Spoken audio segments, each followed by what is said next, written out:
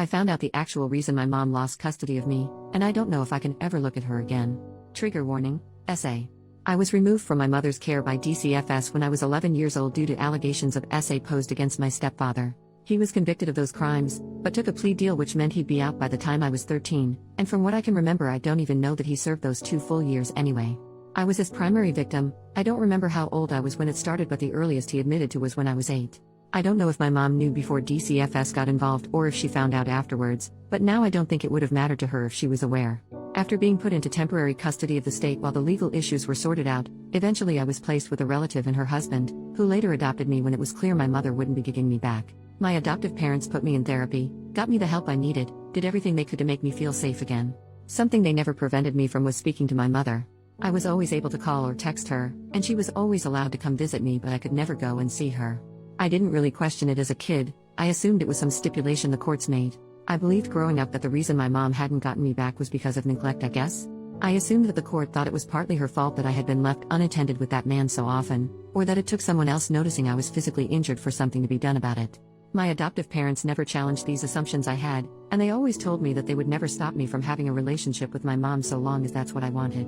Once I turned 18, my mom and I started talking more frequently, but we didn't see each other in person often.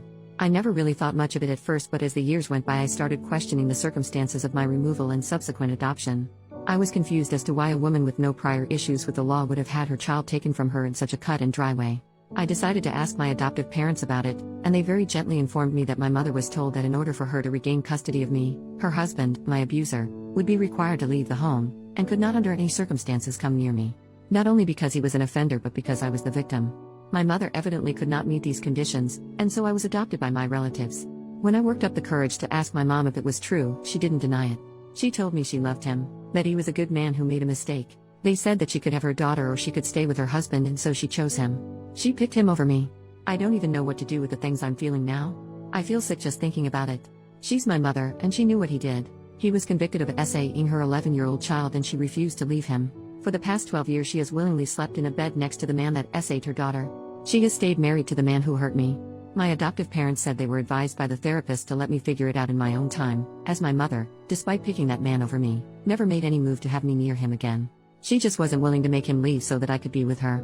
Evidently the therapist thought it would be more detrimental in the long run to keep me from communicating with my mother entirely. None of that makes me feel better. The past 2 days have felt like a nightmare.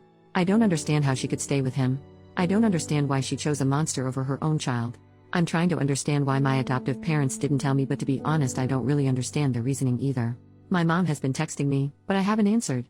I can't even think about her without feeling nauseous or so angry I want to cry, or both. My adoptive parents keep checking in on me, but I've only answered the phone for them because I don't want them to drive here out of concern.